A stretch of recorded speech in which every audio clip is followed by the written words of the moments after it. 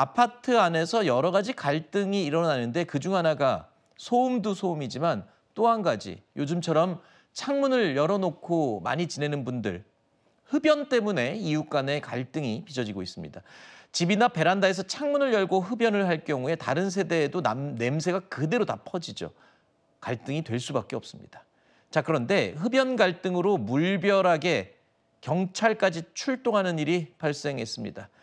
근데 이 사연을 두고 누가 잘못했는지, 누가 더 잘못한 건지 갑론을박이 벌어지고 있다고요? 어떤 사연이죠?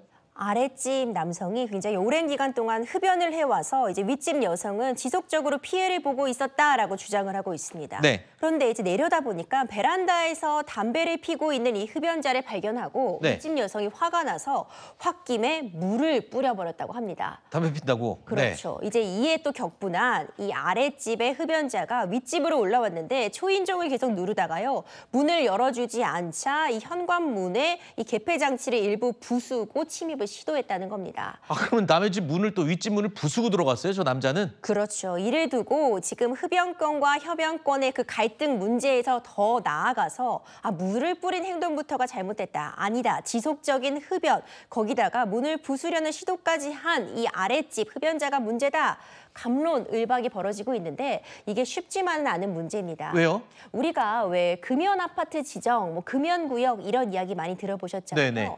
일정 부분 입주민들의 동의를 얻으면 금연 아파트로 지정은 되는데 금연이 강제되는 공간은 공용구역입니다. 아하. 복도라던가 아니면 화단 이런 곳에서 흡연을 하게 되면 당연히 과태료 등의 처분이 있을 수 있지만 집 안에서 흡연을 하는 경우에는 네. 처벌이 쉽지가 않습니다. 아하. 물론 공동주택 관리에 관한 규정에 따르면은 다른 세대에게 피해를 주는 행동을 하지 않아야 된다. 그렇기 때문에 집 안에서 흡연하는 것에 대해서 제재하는 듯한 그런 규정은 있지만 처벌 규정이 별도로 마련되어 있는 것은 아니고요.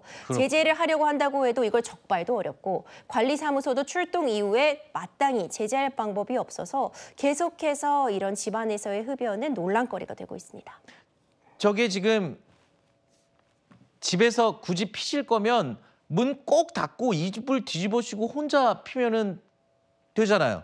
왜 창문을 열고 다른 집에 담배 연기를 그렇게 들여보냅니까? 그런데 또 저 여성분이 물을 뿌렸어요.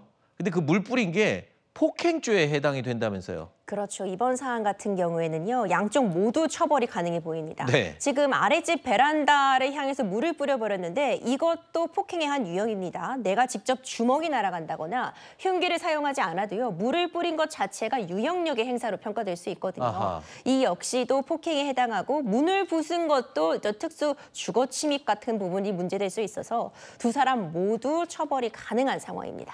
결과가 어떻게 될까요? 가능하면 좀 두 분이 좀 화해하시고 문도 고쳐주고 물 뿌린 거 사과하고 담배는 집에서 피지 마시고 그렇게 하면 좋겠네요.